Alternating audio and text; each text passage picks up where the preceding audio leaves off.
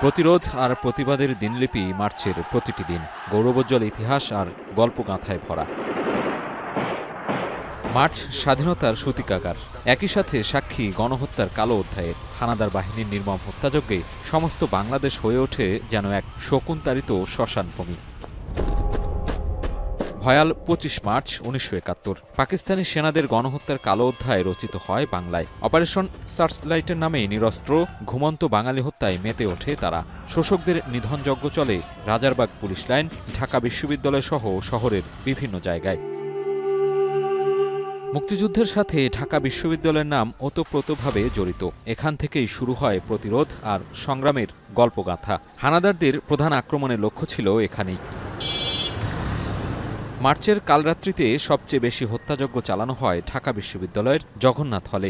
বাদ যায়নি রোকেয়া হল ও সার্জেন্ট জহুরুল হক হলও। পাক সেনাদের গুলি আর আগুনের লেলিহান শিখায় বিভীষিকাময় হয়ে ওঠে এখানকার আকাশ বাতাস। স্মৃতিস্তম্ভের নামফলকগুলোতে আজও জ্বলজ্বলে শহীদদের নাম।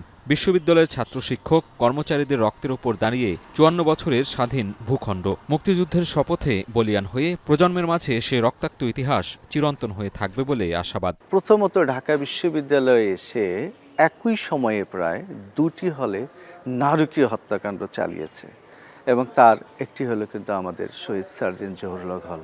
যারা শহীদ হয়েছেন তাদের এই যে আত্মত্যাগ, এটা শুধু আমরা জহুরুল হক হলের যারা ছাত্র শিক্ষক কর্মকর্তা কর্মচারী আছি, এটা শুধু আমরাই নয়, আমি মনে করি যে পুরো জাতি তাদেরকে সবসময় স্মরণ করে।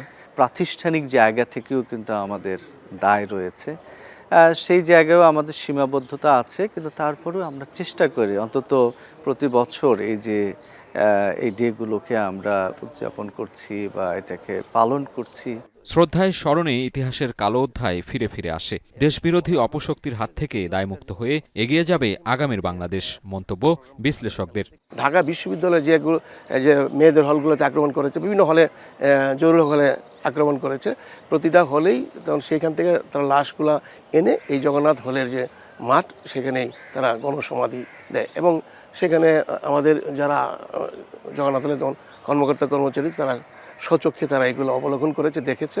যারা পাকিস্তানের দোসর বা রাজাকার বা আলবদর, তারা মানে সেখানে কোনো দলের হতে পারে না, তারা বাংলাদেশের স্বাধীনতাকে কখনো স্বীকার করেনি, এখনও করছে না। সুতরাং সে যেখানেই থাক, যে দলেই থাক, সবাইকে বিচারের আওতায় এনে তাদের শাস্তি হলেই এবং বাংলাদেশের মানুষ বুঝতে পারবে যে যারাই এই ধরনের ন্যাক্কারজনক ঘটনা ঘটাবে তাদের জন্য বিচার বা শাস্তি হয়।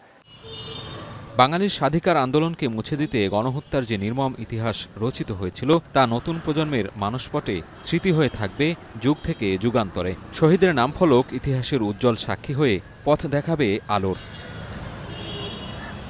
সাজিদ আরাফাত, এখন, ঢাকা।